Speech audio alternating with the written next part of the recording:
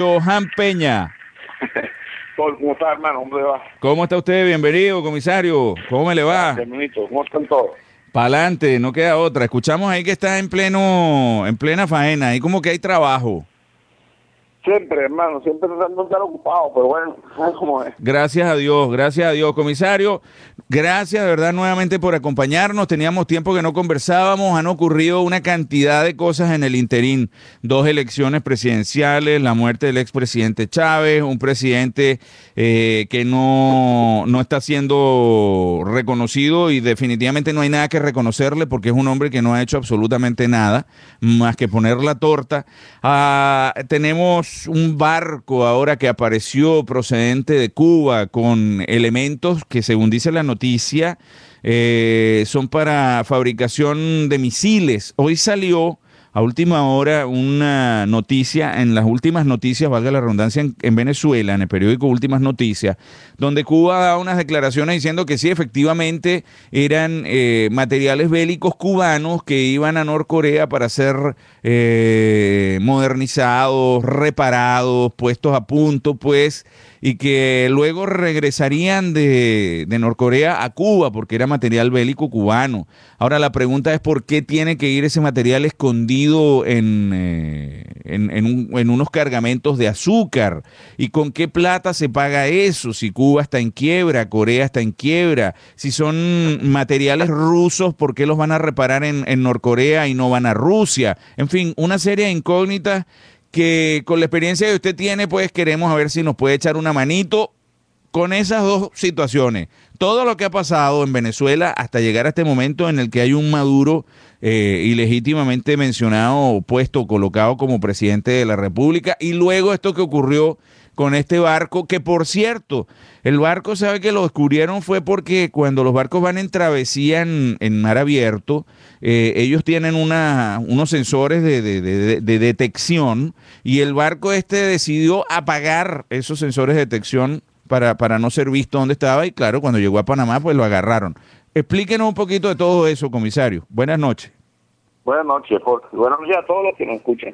Bueno, vamos a empezar por lo último, que es lo más reciente, lo más fresquito. Mira, exactamente, el sistema de los buques, esto tiene como un transponder, que es lo mismo que se utiliza en la aviación, que pone un código cuando tú elaboras tu plan de vuelo, te dan una frecuencia, esa frecuencia la tienes que mantener tú encendida para que tu avión sea identificado bajo un código. Igual ocurre con los barcos.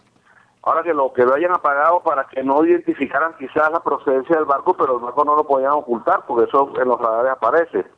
Y además tenía que hacer un pase por el canal de Panamá, que eso requiere de licencia y una serie de permisos y de gestiones que ellos tenían que ver, hasta ya de acuerdo en eso. Lo extraño es que, como tú dices, el cargamento iba oculto, si era supuestamente un cargamento legal y había sido registrado o reportado en el plan de SARPE.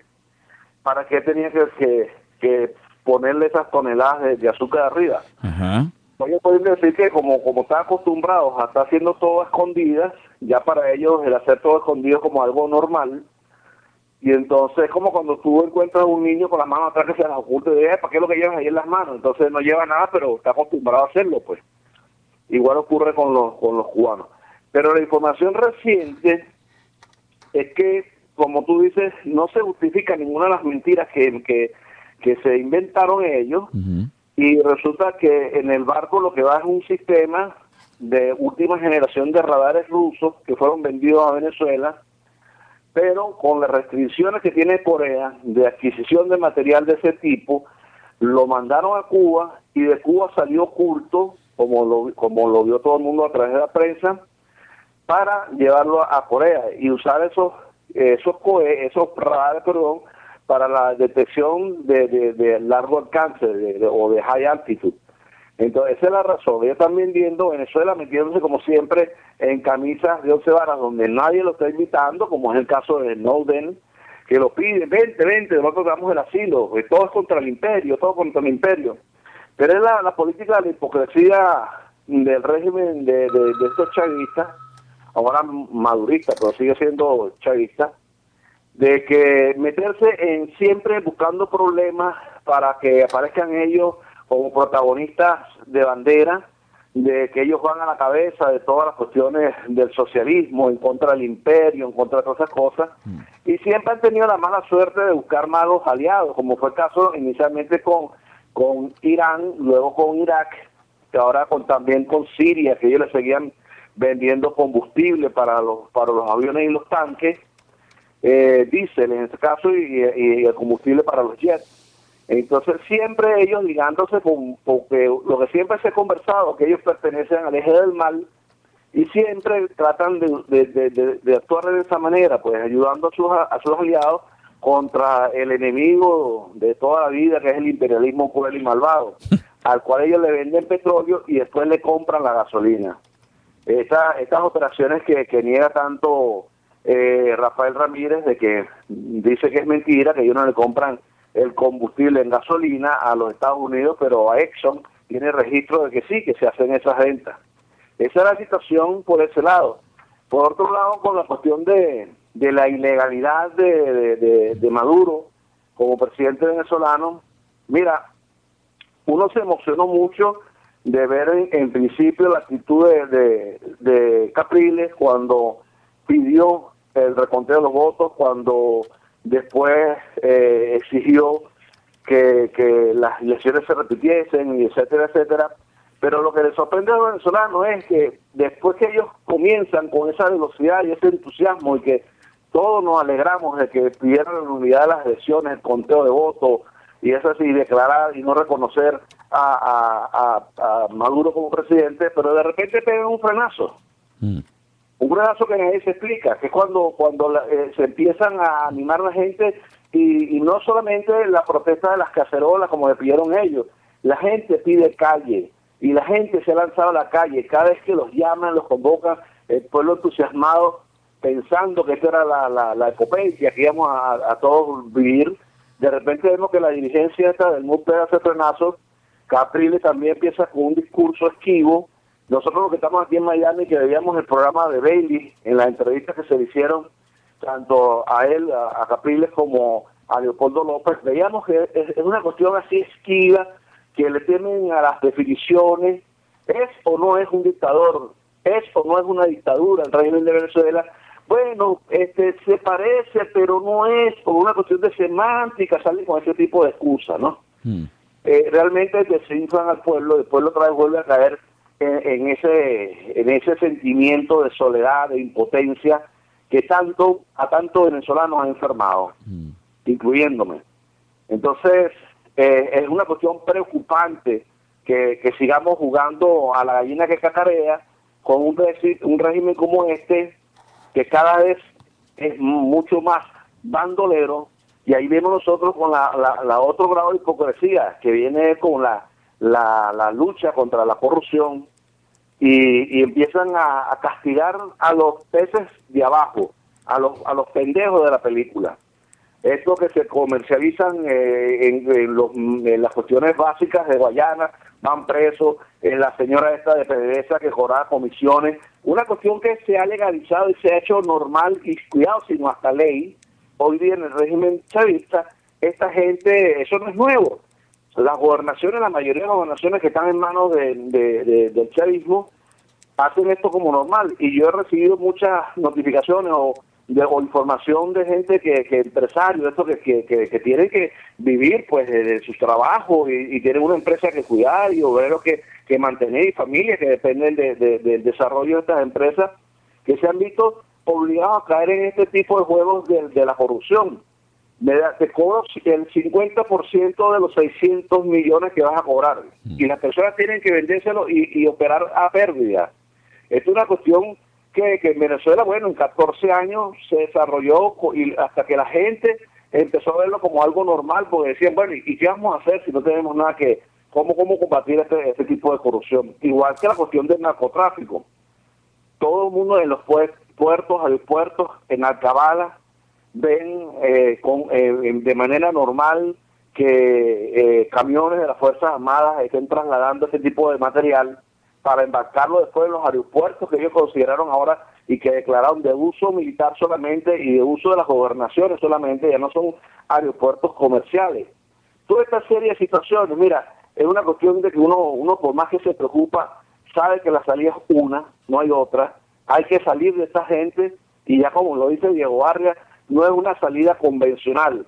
De aquí no vamos a salir por las buenas y eso se ha ido diciendo siempre, pero la gente siempre quiere, tú sabes, jugar a lo más fácil, a la no violencia, porque creemos los venezolanos que nos merecemos no estar en esa situación de emergencia y de guerra y de amenaza.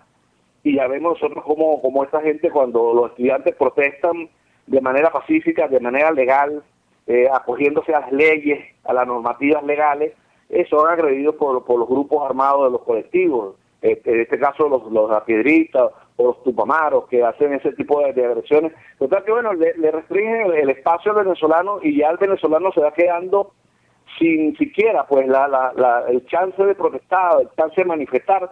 Y lo malo es que algunos se están acostumbrando, no todos, porque el venezolano no es una persona de costumbre, de que mientras más lo aprietan, más se levantan. Pero bueno, es cuestión de tiempo de que las cosas se vayan dando y que la gente se vaya convenciendo de que las vías tienen que ser una y única, de la salida de esta gente de la manera que sea, como dice Diego Vargas. Por eso que Diego Vargas nunca se ha acercado, o Capriles nunca se acerca a él.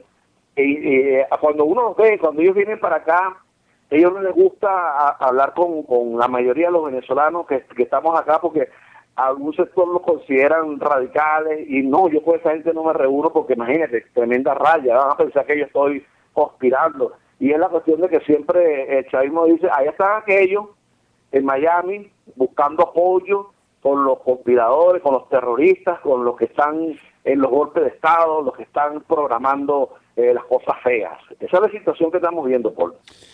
Te pregunto, Johan, hace unos días, a ver, cuando en la segunda sesión de elecciones, que fue la de abril,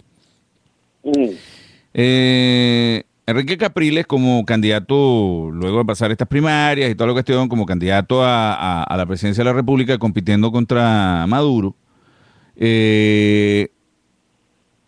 gana las elecciones. El pueblo responde de forma contundente, va y vota por Enrique Capriles, y evidentemente Enrique Capriles gana las elecciones. De ahí viene que la legitimidad de Maduro en el puesto de presidente de la República esté, por supuesto, en entredicho. Enrique Capriles toma un camino de la impugnación, el camino de hablar, como tú bien dijiste, de una manera que creo que nos agradó a todos y nos sorprendió bien a todos, porque pensamos que podía venir por ahí precisamente la reacción colectiva que necesitamos en el país para salir de este problema, que como tú bien dices, y yo también creo en la misma tesis, es de una sola vía la forma de salir de estos regímenes comunistas de este talante, ¿no?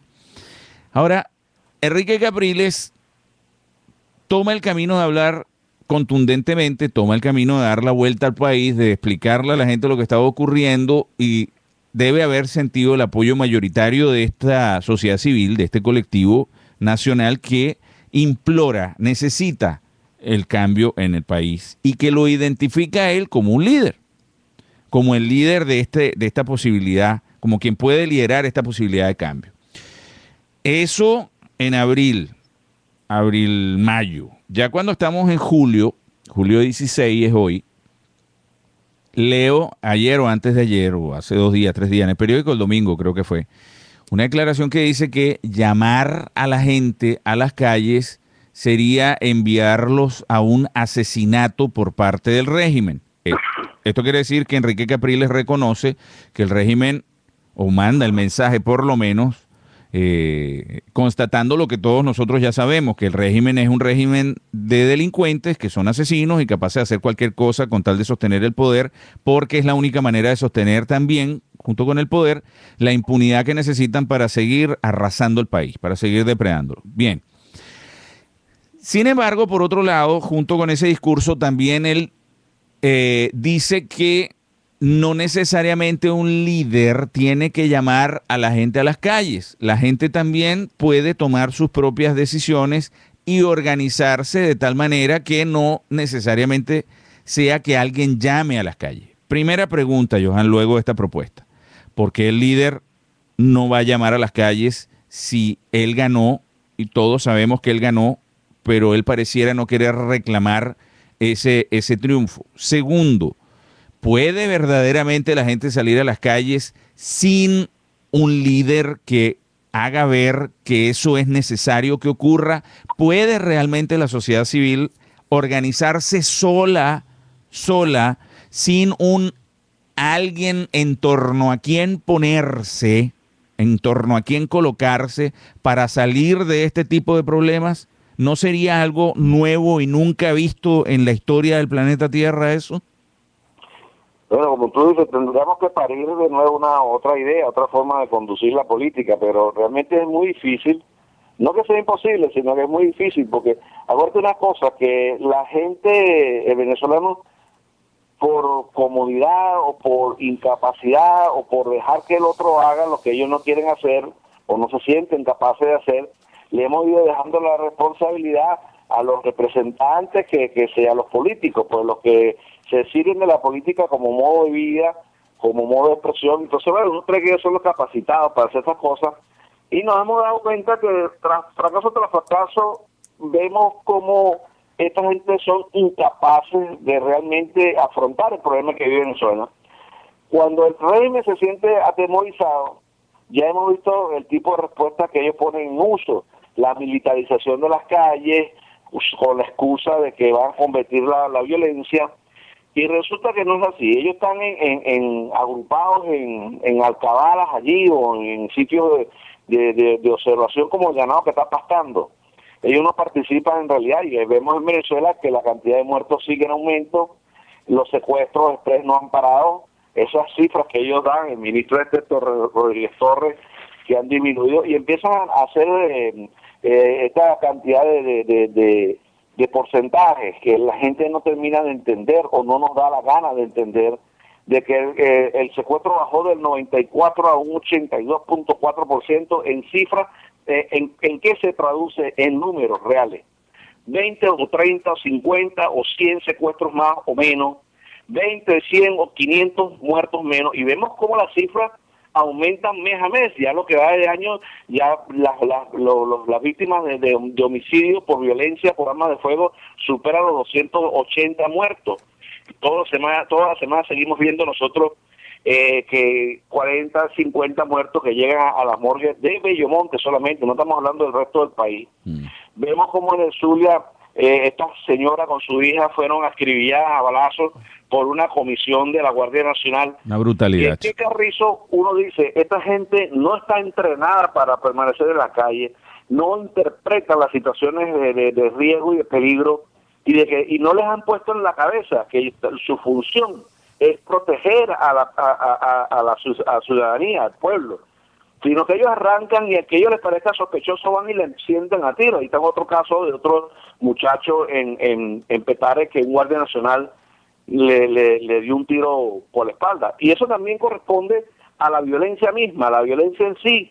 Hemos visto que en lo que iba de años, más de 50 funcionarios policiales han sido asesinados para despojarlo de las armas, y eso ha llevado precisamente a que el policía o se atemorice o vaya también al nivel de violencia, y al que le parezca sospechoso le va a pegar un tiro, como decía Rómulo de Tantur: disparen primero y averiguan después, que fue la situación aquella cuando se enfrentaban las guerrillas urbanas que mataban policías por todos lados. Esa es la situación, que el venezolano va a caer en una violencia recíproca de allá y para acá, y vamos a ver cuál va a ser la respuesta. Pero la cuestión es que esto se plantea a mediano plazo. La respuesta de la gente de ver que están sufriendo una agresión por parte de las Fuerzas Armadas, y esa cuestión de enfrentar al pueblo con las Fuerzas Armadas también es una herramienta de un mecanismo más para fomentar la discordia entre los venezolanos, de llevar a las Fuerzas Armadas a enfrentarse al pueblo. Esto es una cuestión, no es al azar, esto no es así que se escogió una vía, sino todo bien planificado. Pero de verdad tú crees que la Fuerza Armada venezolana se va a enfrentar de alguna manera al pueblo en algún momento? Bueno, fíjate tú, ahí el fanatismo al que quieren llevar ellos a las Fuerzas Armadas a ciertos sectores a los enchufados, vamos a decirlo como para usar un término capilista, de moda, a los pues. enchufados. Sí. El enchufado, te digo yo, el alto mando de las Fuerzas Armadas y uno que otro coco seco que se deja llevar por ese tipo de cosas y que no miden las consecuencias y han perdido, por lo menos uno se da cuenta que han perdido su funcionalidad, el concepto para que las Fuerzas Armadas fueron creadas se ha distorsionado.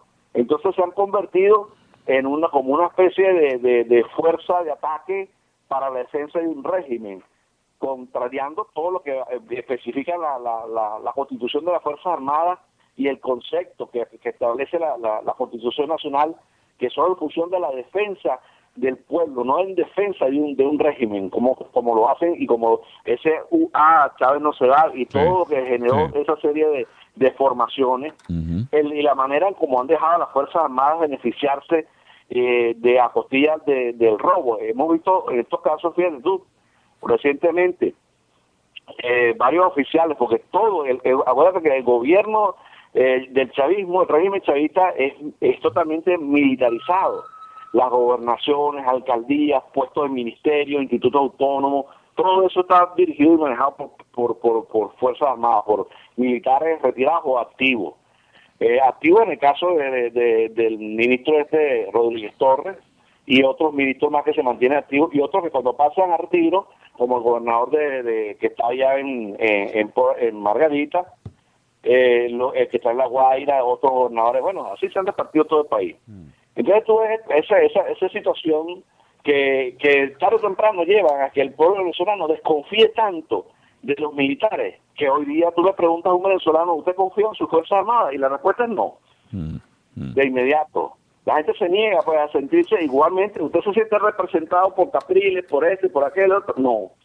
Porque al final siempre ponen la torta. ¿Y quién representa, por quién se siente representada la comunidad, la sociedad civil en este momento, el colectivo venezolano? Ahorita hay un fenómeno de eso, de aislamiento y de soledad que es generado por el mismo régimen cubano, que es el que lleva a la práctica esta serie de situaciones y van alejando, abriendo una brecha entre los defensores de la nación y el pueblo que se sentiría contento de que eran los militares de hace unos años atrás, en la misma cuarta. No se veía este tipo de situaciones.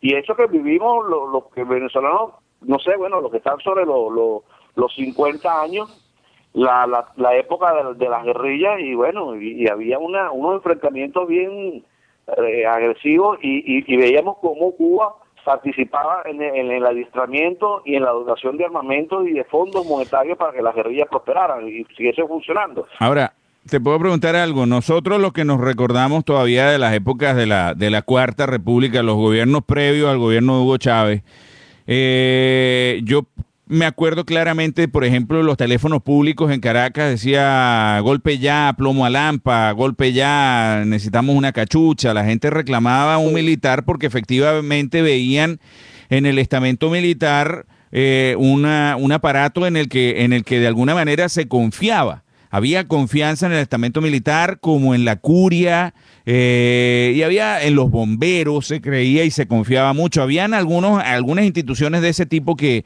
en los que la sociedad civil creía. Estábamos en esa época engañados, estábamos creyendo en un estamento militar que realmente no existía, Johan. No, fíjate, te lo digo por el caso de mi padre, que para descansar. Eran otra generación de oficiales, de militares. Había una dignidad en esto de llevar un uniforme, no les daba pena andar uniformados en la calle. Hoy día se ve eso, que los militares, una vez que salen de los cuarteles, van a su casa y se quitan ese uniforme porque no pueden ir al uniforme, con ese uniforme a un automercado porque la gente ya los ve con malos ojos. Pero estos tipos que están en el liderazgo ahorita son militares de la Cuarta. Eso ya están todos de baja, sí, ya no hay militares ahí, en estos 14 años la mayoría han sido dados de baja. Los buenos, pero estos que están mandando ahorita son todos militares de la Cuarta República, porque Diosdado Cabello fue militar en la época de la Cuarta, el mismo Chávez. Me refiero a los que están efectivos, a los que están efectivos. Okay. A los que están retirados, bueno, sí, que todavía está Raúl Salazar, que fue el primer ministro de la defensa de Chávez, todavía está vivo y por ahí hablando cosas, ¿no? Ajá. Uno lo ve, pues. Ajá. Por cierto, hoy se murió Manuel Quijada también, que fue un copellano que después se lanzó, se metió al chavismo y que a componer el aparato de justicia venezolano y fue el primer creador de este monstruo de aparato de justicia que hay en Venezuela. Sí, muchos de ellos antes de morir se quedan pidiéndole perdón al pueblo, como el caso de Caldera, pues. Sí. Que está todavía en el infierno por unos cuantos siglos. Ahora, ¿qué viene, según Johan Peña, para el corto y el mediano plazo en Venezuela? Sí, mira, a mí no me gusta, ya yo le he perdido tantas a estas situaciones de uno anunciar lo que no sucede. Entonces, yo he preferido, fíjate que me he retirado también de los medios. Yo aquí casi no estoy dando declaraciones por esa cuestión para evitar el error, pues, y caer en las arrecheras que uno cae y entonces, ¿sabes? Cuando uno se martilla un dedo, uno piensa todo lo contrario y sale batiendo el martillo botándolo. Entonces, lo que no quiero precisamente es botar las oportunidades en Venezuela y no, sino solamente esperar. Y me acuerdo en conversaciones que tenía yo con un amigo judío, un militar retirado, que hablamos de esta cuestión de la salida de Chávez, antes que Chávez muriera, y él me decía a mí una cuestión que es muy cierta, ¿no? Me decía, todavía tu pueblo no va a salir del chavismo, porque a Venezuela le hace falta mucho sufrimiento para que tomen conciencia de lo que son como pueblo y como nación.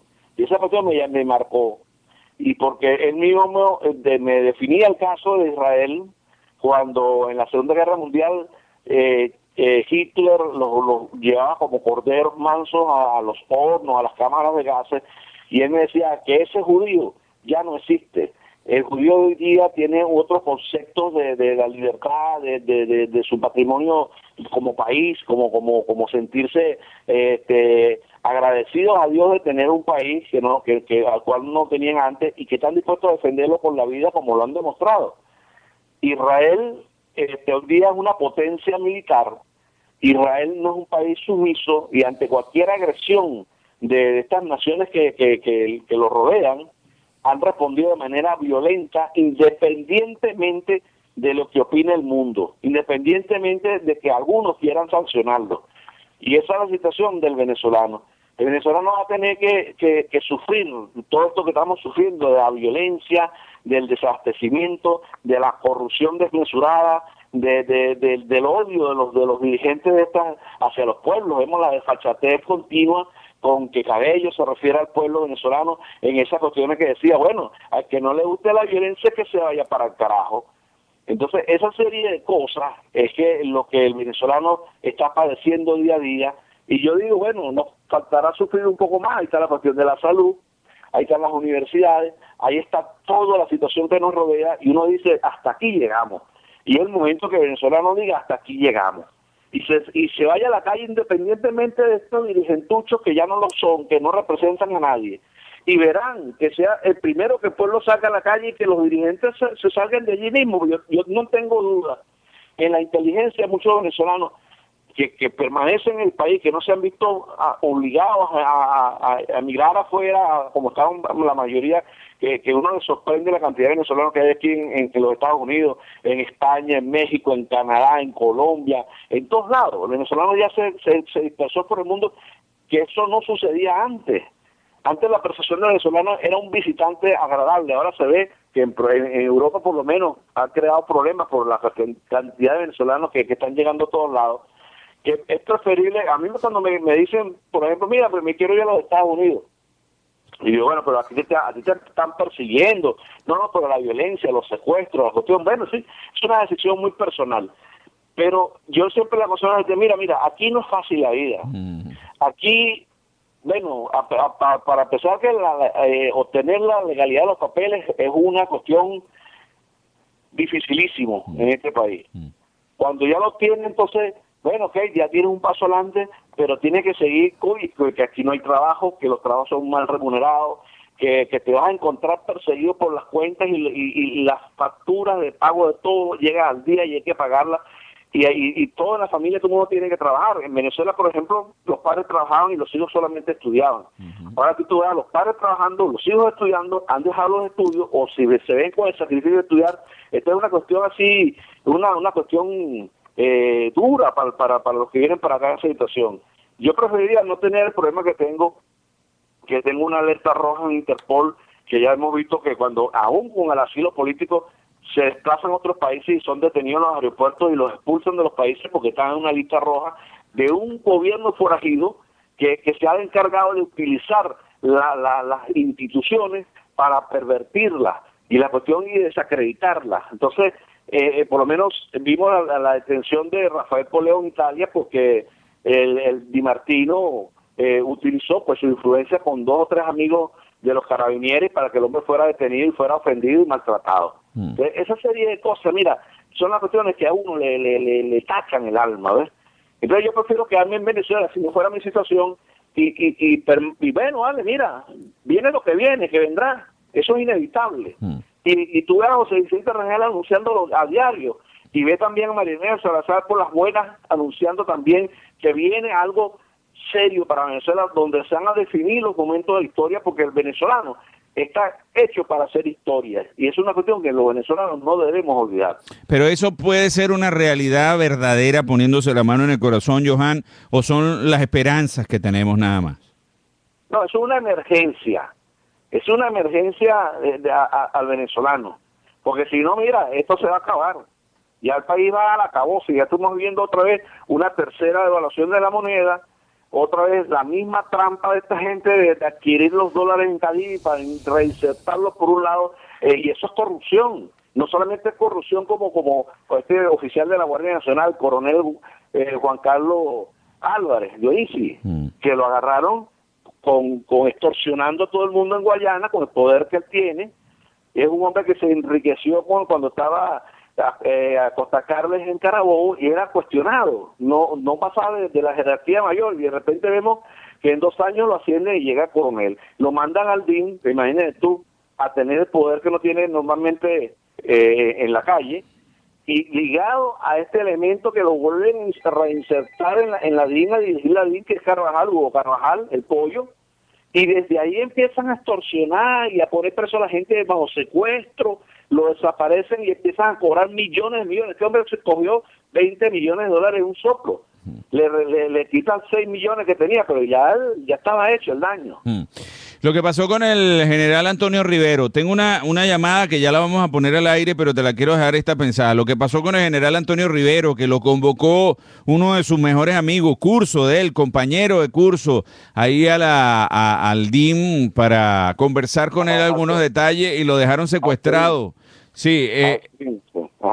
Bueno, yo te digo una cosa, Rodríguez Torres es un ser humano siniestro y malo, y un asesino. El 4 de febrero él mató a un compañero con un cohete, que venía en una tanqueta a presionar a estos elementos que estaban tratando en vano, como fue todo en vano, todo lo que hicieron ellos el 4 de febrero, y en vano fue lo que hicieron el 27 de febrero, y el hombre ordenó dispararle con una T4 y mató a un compañero y a otros soldados que iban en una tanqueta. Él no está con eso, él es un demonio, ese Carrizo. Tengo una llamada. Buenas noches, adelante, estamos al aire. Buenas noches, Paul, ¿cómo estás, amigo? ¿Cómo estás, Mario? Bienvenido, buenas noches. Bueno, oyendo el programa del día de hoy, quería saludar y darle un abrazo al comisario Johan Peña, un hombre digno. Y bueno, comisario, suscribo todo lo que ha dicho. Y le quiero manifestar lo siguiente: esa toma de conciencia del pueblo está en marcha. ¿Cuándo va a reventar? No se sabe. Acuérdese, mi comisario, del 27 de febrero, 28 de febrero del 1989. La toma de conciencia viene, mi comisario, y se vaya por encima y por delante a Capriles Radonsky, a la Mesa de la Unidad, a los partidos políticos, a Maduro, a Diosdado, y pare usted de contar. Y después recojan los vidrios. Y después ustedes que están afuera del país, que son hombres decentes, dignos, con moral y ética, tienen la obligación y el deber moral de venir a su patria a reconstruir la nación y la república. Sobre todo, comisario, los cuerpos de seguridad del Estado policial, que es muy importante y que es su carrera, eso hay que reconstruirlo, igual que el estamento militar. La parte política, yo digo que saldrán los líderes después de ese reventón, y líderes verdaderos, como Renio Tolina, como lo de Tancur, entre otros. Y yo tengo fe, y sé lo que le digo, que ya el pueblo está perdiendo la paciencia. Bueno, esa es mi intervención, mi comisario. Dios lo bendiga, siga trabajando por Venezuela ya, igual que Paul, y pronto van a venir. Yo se los estoy pronosticando, muy pronto. Un abrazo, Paul, lo sigo oyendo, y que Dios bendiga a Venezuela. Gracias, don Mario. Muy buenas noches. Gracias por participar y gracias por la llamada. Comisario Johan Peña. Pues muchas gracias. Y es lo que dice Mario, y le agradezco todas sus palabras.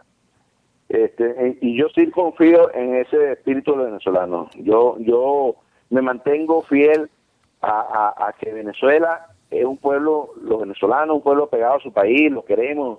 Fíjense de nosotros, pues el caso aquí, y yo me mantengo en contacto permanente con mis compañeros que estuvieron en DICIP y los que estuvieron en PTJ y todo. Y mira, y es la misma intención de todos se mantienen con ese mismo espíritu de regresar a trabajar por el país, a reconstruir el país. El país no es tarde, y sí estoy seguro de que viene un proceso de evolución del venezolano con una nueva dirigencia que está ahí, latente, porque yo confío mucho en ese pueblo, en la preparación de ese pueblo. Mira, yo he conocido aquí en los Estados Unidos que han estado de visita profesionales, médicos, abogados, ingenieros, y es una gente que adora el país, y siempre vienen de vacaciones y regresan, y teniendo oportunidad de quedarse, como han hecho muchos, que no han necesitado de un asilo urgente, sino porque, bueno, se han sentido amenazados por un lado, otros por comodidad. Bueno, vaya usted a saber. Pero muchos de estos profesionales vuelven a Venezuela por ese cariño, por ese amor que uno tiene por el país. Yo me siento todos los días más venezolano, más unido a mi país, con más ganas de regresar. Y se lo digo a todo el mundo, yo no vine a quedarme, yo no vine a nacionalizarme. Bueno, otros que sí han tenido esa oportunidad, y no los critico. Allá cada quien, bueno, lo que necesitan su alma para sentirse bien con su familia, y bien, está bien, eso es válido. En mi caso, yo voy a regresar a Venezuela tan pronto como mis compañeros allá me convoquen. Tienen la puerta abierta. En el primer avión que salga para Venezuela, me voy yo.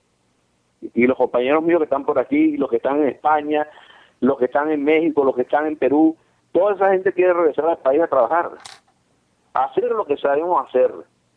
Y eso es lo que siempre me decían mis compañeros. Si nosotros, que tenemos la capacidad para resolver la situación, no hacemos nada, esto no va a cambiar. Y es verdad.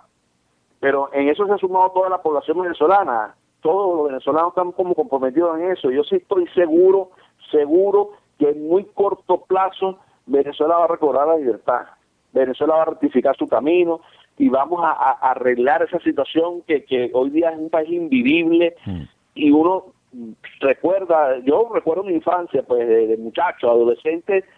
Oye, qué país tan sabroso era Venezuela. Cuando yo venía para acá a los Estados Unidos como piloto, cuando estaba volando, Yo no quise que mis hijos nacieran aquí. Mi esposa en el momento estaba embarazada con una barriga bastante avanzada, ya 8 meses, y la misma le preguntaba a la gente aquí, ¿cómo usted vino en un avión? No, que mi esposo es piloto y me trajo. Y yo me regresaba inmediatamente porque yo quería que mis hijos nacieran en Venezuela. Y se sientan orgullosos de ser venezolanos. Y todavía se los recalco. Ese ser patriota, ese sabor del venezolano que no se consigue en ninguna parte del mundo. Comisario, bueno, la emotividad, por supuesto, siempre está presente cuando estamos conversando, porque realmente el anhelo es compartido. Todos los que estamos aquí queremos estar allá. Todos los años que hemos tenido una actividad, todos los años que hemos estado juntos, todos los años que hemos luchado juntos, siempre nos apegamos a la esperanza de poder comernos las hallacas de este diciembre que viene allá con los nuestros y hacer como se hacía antes, pues toda la cuadra, todos los amigos, todos los vecinos, toda la familia, una gran fiesta, una gran celebración, porque somos un país de gente con alegría, con fe, con esperanza, a pesar de este craquelamiento que ha logrado este aparato perverso que tiene 14 años. Apareció algo así como que había un plan para dañar la memoria de Hugo Chávez, eso dijo Maduro, pero la memoria que tiene la sociedad civil evidentemente muestra en primera plana, la primera sinopsis que tiene la memoria de la sociedad civil con respecto a un gobierno de Hugo Chávez ha sido el de la depredación del país, el de la venganza, el del resentimiento, el de la maldad contra la gente. Todavía hay presos políticos en el país y habrá y seguirá habiendo. Hay una cantidad de exiliados, refugiados, personas que ni siquiera han podido conseguir el estatus de asilo en algún lugar porque el billete del petróleo venezolano vale más que la mismísima dignidad que un país pudiese tener en cuanto a la ayuda de los ciudadanos de un país que ayudó a todo el resto de los países cuando cada uno lo necesitó. Y en este caso sí hablo desde la integridad de un chileno que llegó a Venezuela y fue acogido por Venezuela y que pues me construyó de alguna manera como soy. ¿Por qué esta actitud de los países vecinos ante una Venezuela tan afectada y tan castigada por estos elementos? ¿Por qué Venezuela se ha quedado tan sola? ¿Por qué Venezuela le da plata a Cuba? Sin embargo, Bolivia no, Nicaragua tampoco, Brasil tampoco, Argentina, Uruguay, ninguno de los países satélites, ninguno de los países del ALBA le da plata y mantiene a Cuba. ¿Por qué tiene que ser solamente Venezuela? ¿Por qué Bolivia, dentro de toda su situación comercial y económicamente hasta bien está? ¿Por qué Venezuela, siendo uno de los países más ricos de Latinoamérica, si no el que más, está tan dañado y tan pervertido? ¿Por qué nos tocó eso a nosotros? ¿Qué culpa tenemos nosotros, según Johan Peña? Pues fíjate tú que es la situación, Paul, de que estos que han endiosado a Chávez. Yo a Chávez no le reconozco ningún mérito, ninguno, ni como oficial, ni como hombre, ni como dirigente, ni como estadista, ni como gobernante, como nada. Nada. Para mí Chávez, y lo digo así, como es una basura, que llegó hasta donde tenía que llegar. Pues ahí está, toda esa maldad. Yo siempre decía a mi mamá cuando escuchamos las noticias desde aquí, yo decía, mira, esto estoy hablando de más o menos como en el año 2006. Yo decía, todos estos venezolanos, 23 millones de venezolanos mentándole la madre a Chávez a diario, algo le tiene que dar. La verruga se le tiene que estallar, algo malo le tiene que pasar. Bueno, fíjate tú, con pocos años, reventó uno de los cánceres más feos que le puede pasar a ser humano en el mundo. Ese era el castigo de Dios. Dios nos la está poniendo ahorita de bombita. Y yo le digo a la gente, no va a ser fácil. La recuperación del país no va a ser fácil. Que nadie se haga la ilusión de que en 2 días la situación va a estar arreglada, porque el daño es muy grande en todo, la conciencia del venezolano de este facilismo absurdo con que es la situación de Venezuela, y es una cuestión loca, ¿no? Por la misma inflación. Yo hablo conmigo allá, mire, ¿cuánto cuesta un cachito de jamón? Me dice 20.000, 30.000 bolívares. En esa cuestión del 30 bolívares fuerte, yo todavía no lo... Sí, yo tampoco, no tengo que imaginarme los ceros. Tampoco me manejo Pero con un eso. desayuno cuesta 120.000. Eso es algo loco, eso no puede ser. Y entonces, Chávez, es esto, todo lo que estamos viviendo, el gran culpable es este señor. Que lo endiosan, que han transformado las derrotas, las derrotas en triunfo, por lo menos esto de hacer ese endiosamiento a un gran cobarde perdedor en todos sus eventos, y ahí vuelve, lo único que ganó fue la elección del 99. Pero esa cuestión del Museo de la Montaña, a mí me daría vergüenza. Sí, a mí me daría vergüenza decir, mira, ahí fue donde yo puse la torta, donde yo me rendí por cobarde, y esa cuestión lo vi yo, que estamos ahí el 4 de febrero, la DC echándole plomo para esa gente, y los logramos derrotar. La DC fue el primer organismo, conjuntamente con la Policía Metropolitana, que por el mismo odio, Barreto la eliminó, y todo eso era acabar con el mismo desgraciado Bernal, que hijo de la Metropolitana, también contribuyó a desarticular esa policía tan honorable y tan útil en Venezuela, en Caracas.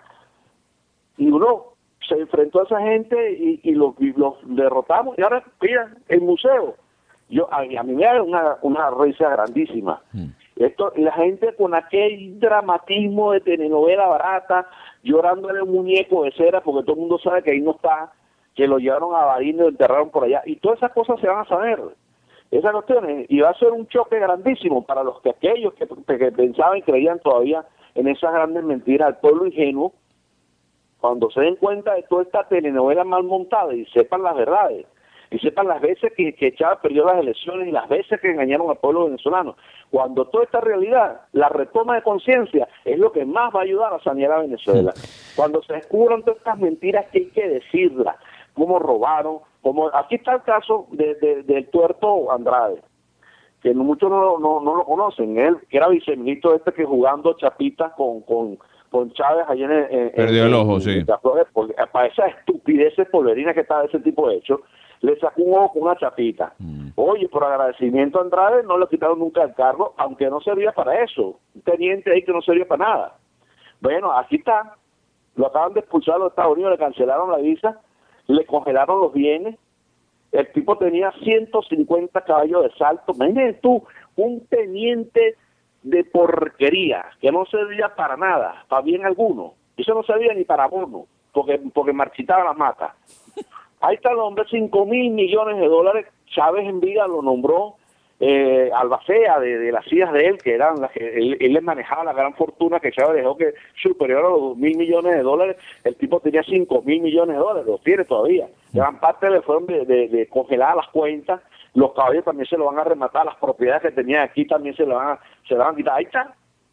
¿De qué les sirvió y de qué les va a servir en un futuro cuando Venezuela retome el hilo constitucional? Toda esa gente va a ser perseguida. Donde se escondan, le van a cancelar sus pasaportes, lo van a inmovilizar y van a ir en contra de toda la fortuna mala vida que tienen, congelarse en los bancos, porque eso es dinero del pueblo venezolano. Veremos cómo recuperamos el oro que está en Cuba, no sé cómo será que también nos dignaremos conforme se libertó a Perú, a Colombia, a Ecuador, y por Cuba también, y sacar a los cubanos de ese grandísimo mal que los persigue. A no ser... Pero ahí está parte de la fortuna de Venezuela en manos de los cubanos. A no ser que quien llegue al poder haya negociado algo que tenga que ver con la impunidad de todos estos elementos. ¿Es eso posible o no, Johan? Mira, no. De plano te digo que no. No. Porque lo que se está construyendo es precisamente para el castigo en contra de toda esta gente que tanto mal han hecho al país.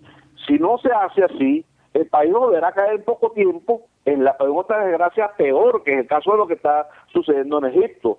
Sacan a Mora, viene este Mursi, que es peor que lo que teníamos antes, que lo que tenían ellos los egipcios antes ahí. Ahí está el hombre otra vez con grandes disturbios, con este han depuesto el poder de nuevo. El venezolano que retome, y fíjate tú que estoy diciendo, el venezolano, porque tiene que ser venezolano, no colombiano, no podemos tener un presidente colombiano. Entonces, el venezolano que le tome asumir esa responsabilidad tendrá que perseguir y castigar a esta gentuza, porque eso tiene que ser así, porque tiene que haber un ejemplo de que esto no va a suceder de nuevo. de que esto no va a ser la historia que se repita, no va a venir alguien peor a poner peor torta con un estado represivo. Va a haber represión, no lo estoy diciendo que no, va a haberla, pero enfocada hacia la gente que tiene que ser perseguida. Acabar con el AMPA, reeducar a esos muchachos, porque estos fueron en 14 años, son delincuentes de 20, 22, 23 años, 18, 17.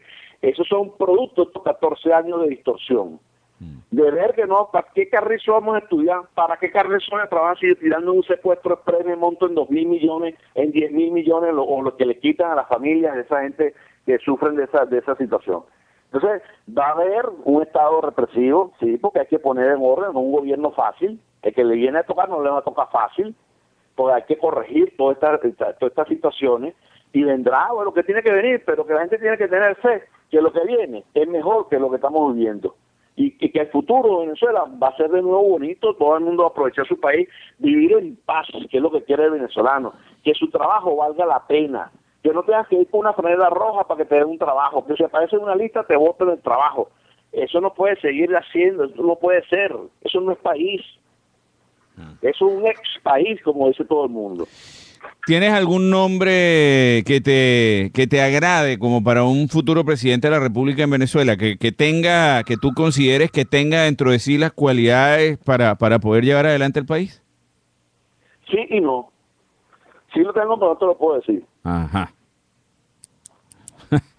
No me lo puedes decir. Bueno, lástima. Sería interesantísimo que conocer a ver quién es quién tiene ese componente adentro, ese contenido dentro de nuestro país, porque apoyarlo sería una forma de comenzar precisamente esa transformación hacia volver a mirar en términos de democracia y de salud, de sanear el país, con lo que yo también estoy de acuerdo. Yo no estoy absolutamente de acuerdo. O sea, yo no quiero que se convierta el país en una cacería de brujas donde si escogemos de forma inapropiada lo que debe venir, también esto se convierta en una vendetta, como en alguna ocasión se hizo, de tal manera de que si yo tengo un rollo contigo, entonces yo te hago entrar en ese hueco negro también y aprovechamos de ir saneando. Yo creo que el país tiene que ser quirúrgicamente saneado. La gente culpable de haber depredado el país no puede quedar impune.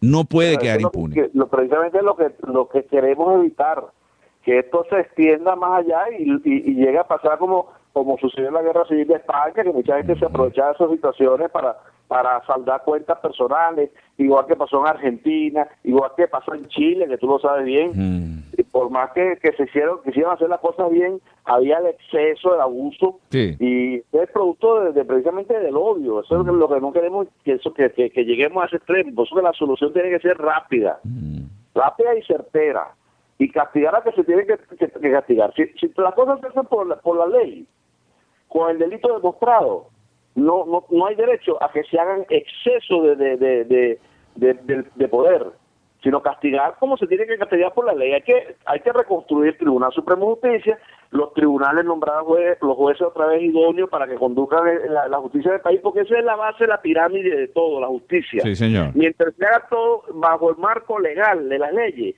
se respete la Constitución al pie de la letra, mira, estas cosas no van a pasar. Por eso las cosas funcionan en este país, porque este país está sostenido precisamente en el pilar de la justicia. El aparato de justicia funciona. Bueno, fíjate todo el caso reciente de Zimmerman, que acaban de declarar inocente por la muerte de este muchacho Trevor color, que no sé qué tal, lo declararon inocente, y eso tiene que cumplir porque así son las leyes de este país, guste o no a la gente. El hombre fue declarado inocente por un jurado, ya no lo puede jugar por lo mismo. Si quedó alguna cuenta por cerrar, bueno, ahí está Dios, a ese no se le escapa a nadie. Pero Zimmerman fue declarado inocente y la gente lo respeta. Habrá protestas, ok, normal, la gente la respeta las protestas, pero bueno, hay que cogerse lo que dice la ley. Igual pasará en Venezuela. Si no se le encuentran elementos de que el hombre estuvo involucrado en delitos, bueno, mira, pero aquí no va a haber tapujo de nada, aquí no se va a condenar de nada. Ah, no, porque este sobrino, porque fíjate tú, muchos de estos elementos que se han aprovechado de la situación de vida vienen de la cuarta, y estos están con la misma ofensa como con el imperio, y muchos de los ladrones que están metidos ahí, los corruptos, vienen también de la cuarta. han sido banqueros de la cuarta, han sido ministros en la cuarta, han sido dirigentes en la cuarta, y ahí están metidos robando igual. Sí, Entonces, hay que reeducar el país, ahí la tarea no va a ser fácil, hay que tomar medidas duras, pero de manera certera. Hay que ir a donde hay que ir. Que la gente no se sienta ofendida porque se está cumpliendo la ley. No se sienta ofendida porque se está castigando al que se lo merece. No vaya mañana a decir, oye, pero pobrecito Maduro, ¿vale? No fue, y pobrecito Diosdado, no fue tan malo. Y aquí tampoco. No, sí lo fueron. Ellos son los culpables de toda esta tragedia. Darío Vivas, Bernal, el Gordo Barreto, José Vicente Rangel, por múltiples razones, y así todos tendrán que pasar por el filtro. Bueno, hay quienes dicen que ante lo que estamos viendo en este momento con un elemento como Nicolás Maduro, que está perfectamente preparado para nada, hubiese sido mejor para eso quedarnos con Chávez. Hay quienes dicen, nunca hubiera imaginado que iba a decir esto, pero a lo mejor con Chávez se vivía mejor. Ni me daña, no. No caigamos en eso es malo. No. Eso se pega. No, yo no le reconozco ningún mérito, porque el día que lo haga ya estoy cayendo en la trampa, ¿ves? No, claro. Yo no pienso que Chávez hizo algo bueno, ni que hizo algo mejor que lo que está haciendo este estúpido. No, yo no. ¿A cuál de los estúpidos te refieres, perdón? Bueno, a Madurito. Ok, perdón, sí. No, es que son varios. Mira tú, no le da pena, chico, este tipo de cosas que la gente se ríe, se burla. Mira, ahí vino el pajarito y me dijo, mira, es que el pajarito, ojalá que lo cague. sí, porque aunque dice que eso es buena suerte, pero bueno. Bueno, vale. Ni hablar del peluquín. Johan. Que te hablé que la verdadera nacionalidad de este tipejo, de que yo nací, me eduqué y me crié en Caracas. Mentira. Pero dice que el doctor Diego Arria tiene esa información, dicen que el embajador Willy Goches tiene esa información también, coinciden de hecho ellos. De la segunda cinta bueno, que menos mal que lo defenestraron, ¿no? A Mario Silva. Sí, ajá. Pero no sale la cinta, y que la tiene y la manipula Ismael García, que muchos sabemos quién es Ismael García. Eso, mira, tú sabes que esa política la hacía y la practicaba con mucha eficiencia José Vicente Rangel durante los 40 años de democracia. Esa cuestión de que en sus programas, porque eso es lo que utilizaba para extorsionar a la gente, me dijeron que el ministro, todos los ministros se tocaban las orejas y las tenían calientes. ¿Se han dado cuenta? Me habían pillado. Porque algo malo siempre estaban haciendo. Sí. Entonces, eso es lo que él utilizaba para vivir y para atemorizar a la gente y para mantenerlos a raya, que nunca los persiguiera. Del caso del profesor, que todo el mundo sabía, porque ahí Cheo Quintana, que es un inspector, un funcionario de la PTJ, y otros funcionarios allá determinaron que este señor le pagó al hombre porque lo capturaron a través del carro que utilizaron para cometer el hecho, y está preso en Valencia, y el tipo declaró la verdad. Mira, fue José Vicente que me pagó. Pero José Vicente siempre tenía una carta bajo la manga para presionar al presidente, al Tribunal Supremo de Justicia o al que se le atravesara, porque eso es lo que él hacía a diario, construir una serie de hechos y construir, porque él es un Maquiavelo, es el propio Maquiavelo, es un monstruo ese dicho.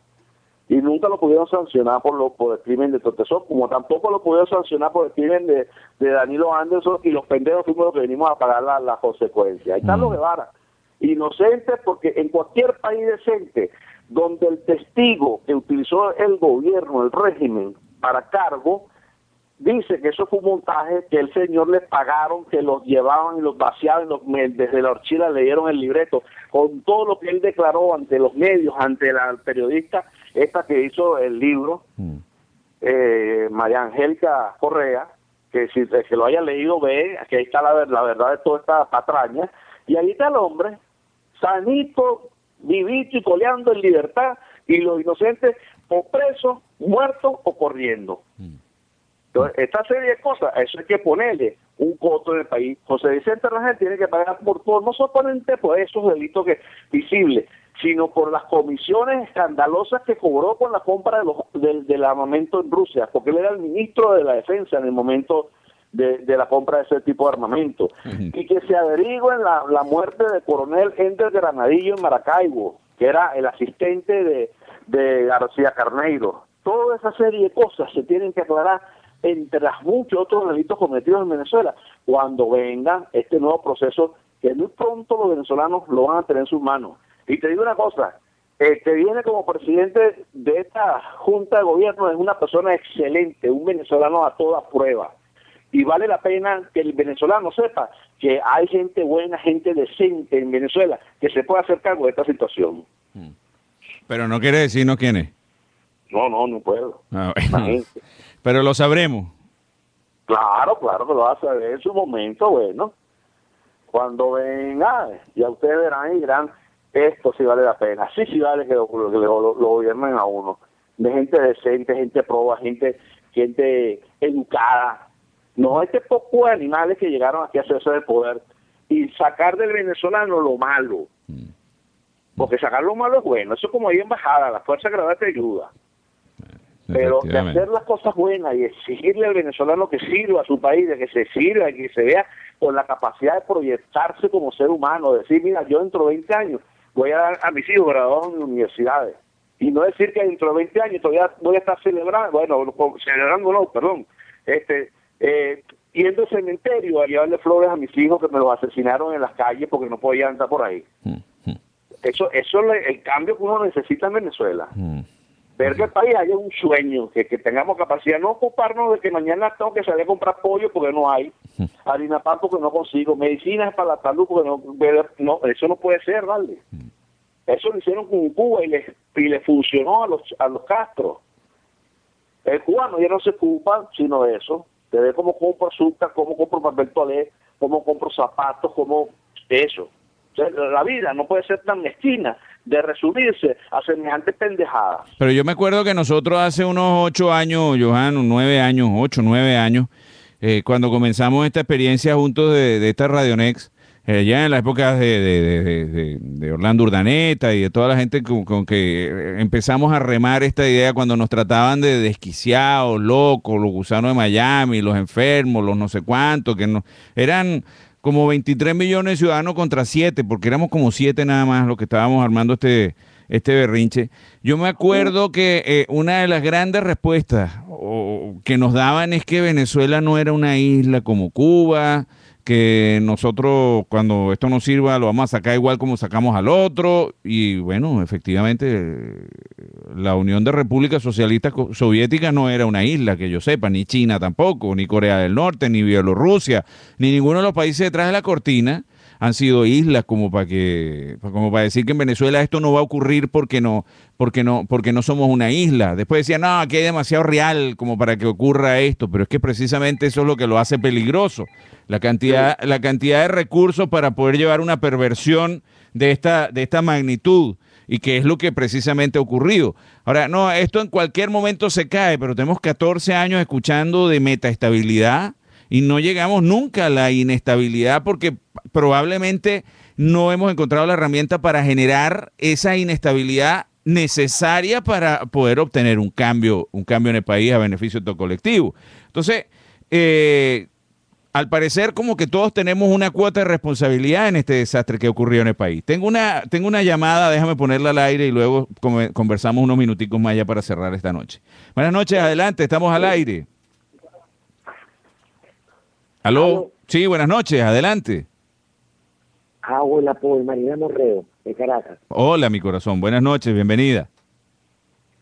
No, mira, yo he oído todo el programa, me ha parecido magnífico y me ha encantado todo lo que ha dicho el comisario. Ahora, yo tengo un recuerdo del 11 de abril. El 11 de abril los partidos políticos no existían, porque los partidos políticos estaban totalmente muertos. El 11 de abril salimos, la sociedad civil, salimos con Orlando Urdaneta, salimos con miles de gente que fuimos saliendo poquito a poquito y lo logramos. Desgraciadamente estaba apareciendo aquí el señor Pedro Carmona, porque yo nunca marché para que él apareciera.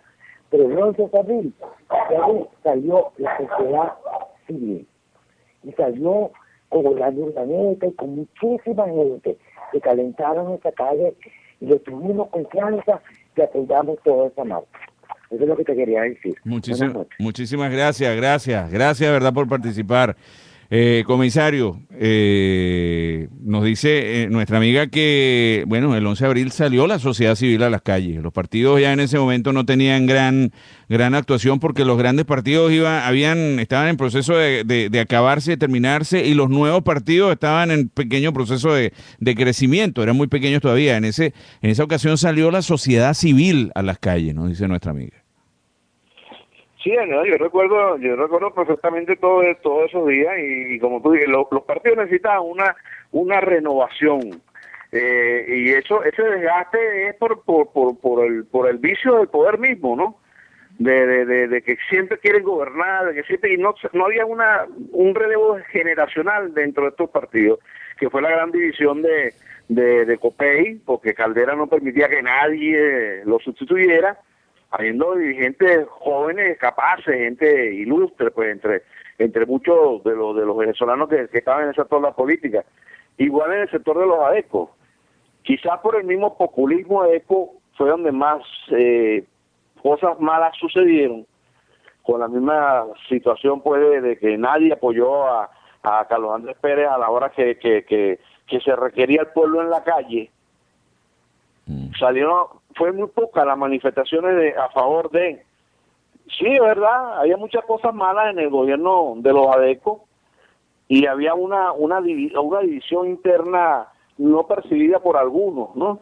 Era el enfrentamiento que existía entre lo que era la generación vieja de Acción Democrática en contra de los gobiernos del gobierno de Carlos Andrés Pérez. Carlos Andrés Pérez tuvo fue acertado en muchas cosas. Ese paquetico de Miguel Rodríguez que la gente mencionaba con cierto temor y con mucha calentera que tenían algunos que se querían seguir aprovechando del país. Si se hubiera seguido ese plan de Miguel Rodríguez, Venezuela hubiese sido otro país. Si hubiera completado pues el dejar que gobernara Carlos Andrés Pérez. Pero ahí estaba Alfaro Lucero, ahí estaba Pablo Escobar, ¿cómo se llama este señor? Escobar Salón.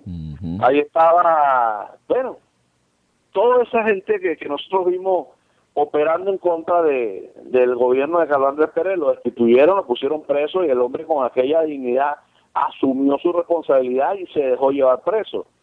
No amenazó a nadie, yo no lo vi en esa situación. Y te digo una cosa, yo no que no lo respetaba, no, sino que no sentía esa afiliación a él, ¿no? Yo aprendí a respetar a Carlos Andrés Pérez fue a partir del 4 de febrero, cuando ese hombre lo fuimos a rescatar del Canal 4 en Venevisión, y lo primero que dijo, voy a Miraflores, y por el mismo valor que asumió su responsabilidad cuando lo destituyeron de la presidencia, que fue preso, ese mismo día 4 de febrero ese hombre decidió volver a Miraflores a ejercer el cargo para el cual fue elegido, con un valor y una tenacidad que a nosotros nos sorprendió. Y yo dije, oye, mira, este hombre es valiente, ¿no? Las tenía, porque la cuestión no estaba fácil ese día, ¿no? Todavía habían focos de resistencia de los que no habíamos logrado doblegar en la zona esta el 23 de enero, y los que se habían desperdigado hacia las zonas de la avenida Sucre y esa, de los mismos militares alzados. Y algunos civiles que se sumaron a esas cosas. Y el hombre decidió volver. Yo aprendí a respetarlo a partir de ese momento, y a entender y a ponerme a prestar atención a todas las cosas que hacían. Y en realidad Miguel Rodríguez es un hombre brillante, lo es todavía un hombre brillante. Y conocí a un gerente de PDVSA, fíjate tú qué curioso, ¿no? Allá en Puerto La Cruz, me dice, era uno de los altos gerentes y muy joven. Y el tipo me dice, mira, yo me considero un hombre inteligentísimo, te lo estoy diciendo sin modestia alguna. Yo hice un posgrado en los Estados Unidos, en Washington, una de las mejores universidades, en Georgetown, en sus materias pues de petroleras, administración petrolera, grandes empresas y tal. Y él me dice, mira, y ahí había un venezolano, chico, que estaba haciendo 2 posgrados, 2 PhD en diferentes carreras.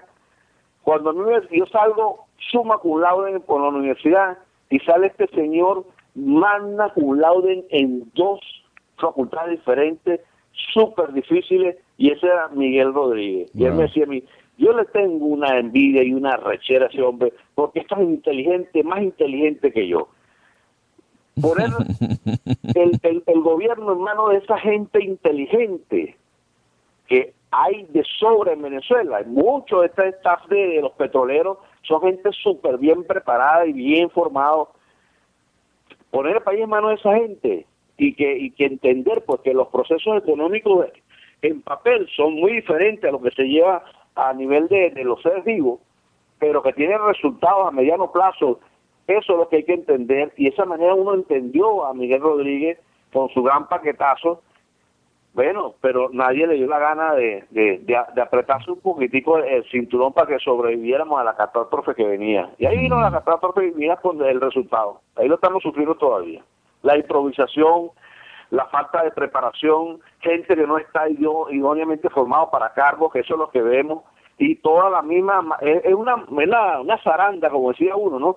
Van dándole vuelta y van rotando a las mismas caras en todos los cargos, en todos los ministerios, en todas las instituciones. Ahí está, Diosdado todos los preocupados, Maduro todos los cargos preocupados, José Vicente, y así han sido todos ellos. Y Sarrita, el otro, bueno, mira, para ustedes contar, de todo lo que es las mismas caras siempre. Sí, claro. El fracaso representado en diferentes tragedias. Y aquí estamos lo que estamos viviendo los venezolanos, tremenda tragedia hoy día. Johan Peña, llegamos al final por esta noche, pero quisiéramos estar más constantemente en contacto, ¿vale? Bueno, en la medida que se pueda. Uno está siempre también ocupadito para sobrevivir en este país, Sí, ¿no? Porque no es nada fácil. Los viles. Sí. Los viles. No es fácil, no es fácil. No, para nada, hermano. Pero bueno, Dios quiera tengas tú toda la razón y quede menos. Yo sí confío en que queda menos. Yo estoy muy tranquilo por ese lado porque sé que queda menos. Dios te oiga, hermano. Dios te oiga, Johan. Muchísimas gracias, de verdad. Dios es que está procurando que estas cosas sucedan. Por eso uno tiene que tener fe. Uno, mira, salir de Chávez era una cuestión que hasta hace 2 años los venezolanos consideraban imposible. El tipo se reelegía con sus chanchullos y se volvía a reelegir. Y uno decía, oye, pues y cuando él dijo al 2000 siempre, mira, más de uno lloró. Yo fui uno y dijo, oye, Dios mío, ¿cómo es posible que este tipo diga para el 2000 siempre? Y uno se lo imagina para el 2000 siempre y uno se enferma. Claro, por supuesto. Por Dios, no. Bueno, pero tú vas a ver lo que vienen cosas buenas. Yo le digo al pueblo venezolano que tenga fe y esperanza, que vienen cosas buenas. Lo que hay que estar preparado mentalmente para respaldarla a tiempo y dejar el miedo cuando toque afrontar la verdad. Yo recuerdo, mira, cuando nos tocó a nosotros salir a la calle para 4 y el 27 de ese año 92, mira, yo en realidad no sentí miedo. Sí me despedí de mis hijos, porque uno dice, bueno, a lo mejor no regreso, ¿no? Porque no íbamos a jugar a escondite. Entonces, pero fuimos sin miedo a la calle, y así que tiene que ser el resto de los venezolanos, sin miedo, el día que llegue la situación que va a venir, sin miedo, acompañar a la gente que va a conducir el país de nuevo, a poner el apoyo en la parte buena del venezolano. Ya tú verás que eso va a ser así. Y yo le digo a la gente, quédese tranquilo, yo que estoy aquí afuera, que no estoy sufriendo, sí es verdad, el destrozo del país como lo viven los que están en Venezuela, que es una cuestión alarmante, pero uno está también sometido a una serie de presiones que no son cómodas. Uno dice, mira, yo en Venezuela yo no paso por estas necesidades, nunca las pasé. Entonces, ha sido 9 años que voy ya a cumplir aquí, difíciles, muy duro, no ha sido nada fácil. Uno se enferma, ya tú viste, yo sufrí un infarto, sí. Gracias a la política de Obama, pues, aquí estoy hablando, pues. Entonces, y aquí estamos. Y si Dios quiere, aquí seguimos. Bueno, pero ojalá que no sea por mucho tiempo. Bueno, mira tú, yo me pongo a ver con Dios, cuando siempre que toda la noche hablo con él, y le digo esa cuestión, de que me salvó de que no me asesinaran allá en Venezuela con la cuestión de la persecución por la cuestión de Anderson. Me salvé ese infartico que me dio, que fue bien leve, una cuestión así como que para que, mira, ponle más cuidado a tu salud. Y tuve otra cosa más, que caí en manos de un excelente cardiólogo, excelente, un hombre humano, y me terminó de reparar todo lo que me dijo, mira, me quedaste que por este lado no te vas a morir. De esto no te vas a morir, ocúpate de otra cosa, pero de esto no. Bueno, mira, me siento muy bien. Gracias a Dios. Mi dieta, mi ejercicio, mi cosa, y porque sé que tengo una responsabilidad pronto. Bueno, tengo que reasumir. eso quiere, por eso me cuido. eso quiere decir que Dios te quiere vivo, porque te va a dar un premio. Dios quiera sea pronto, Johan. Dios quiera ese premio sea pronto y sea un premio en colectivo. Otro premio, porque me dio un premio con mi esposa, una esposa excelente, ¿verdad? Gracias a Dios. Gracias a Dios por eso. Gracias a Dios. Y bueno, me despido a todos los que nos escuchan como siempre, y perdonen mi ausencia, ¿no? Pero es a veces necesario también uno ver las cosas con un poco de distancia. A todos les doy un gran abrazo, y como siempre mi cariño, y bueno, y la esperanza de que pronto nos veremos. Dios mediante, y ojalá sea allá. Sí, allá va a ser. Exactamente. Allá va a ser. Nosotros nos vemos acá, pero ojalá que nos podamos ver todos allá.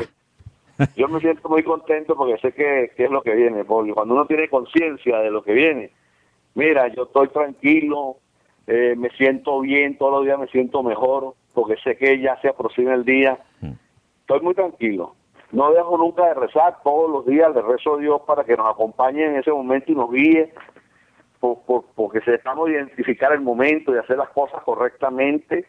Y bueno, yo le pido a la gente que confíe en lo que tiene que confiar y que nos ayuden a recuperar el país, a llevar el país a la calma, a la paz.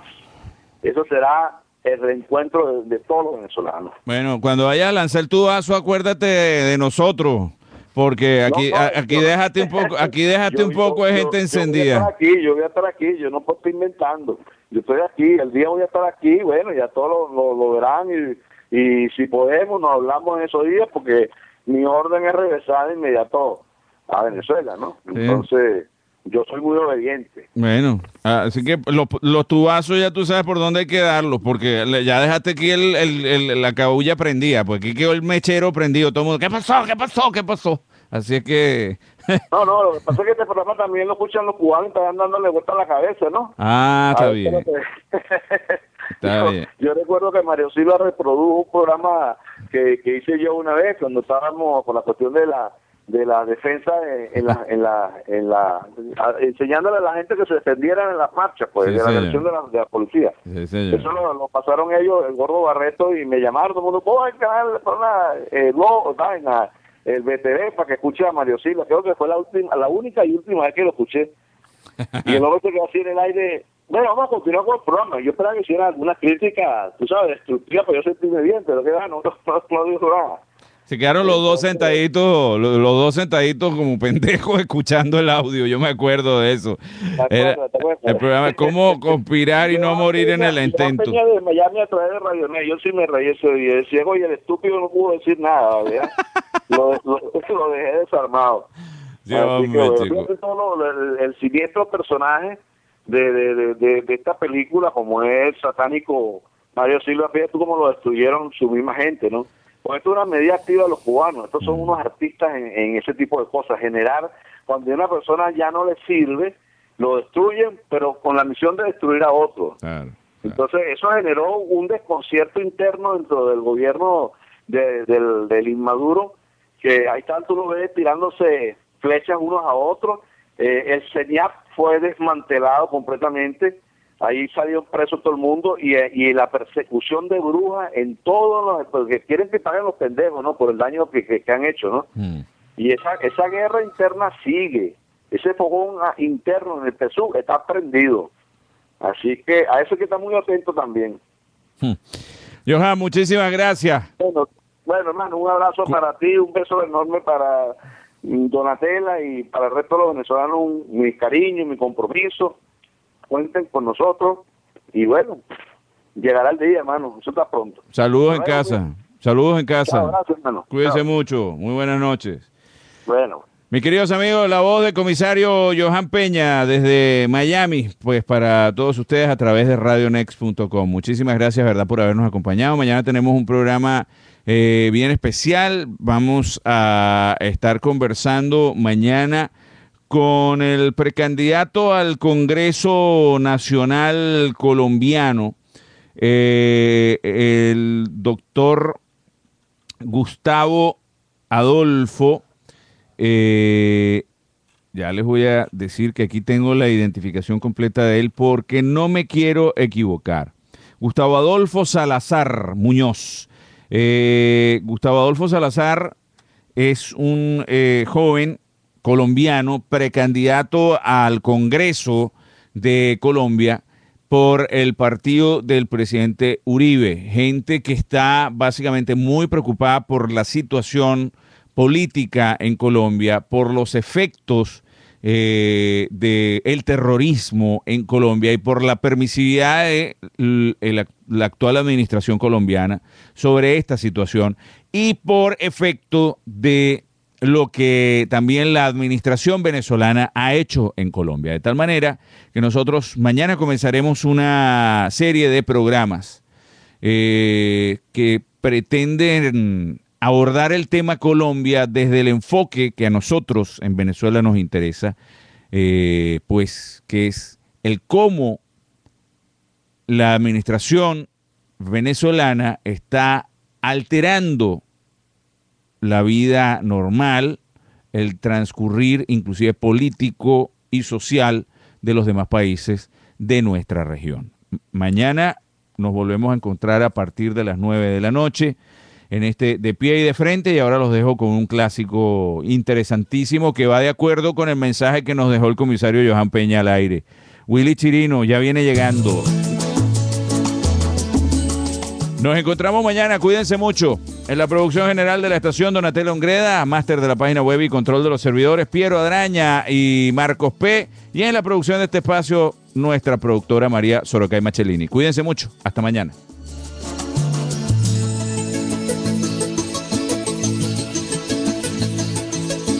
Apenas siendo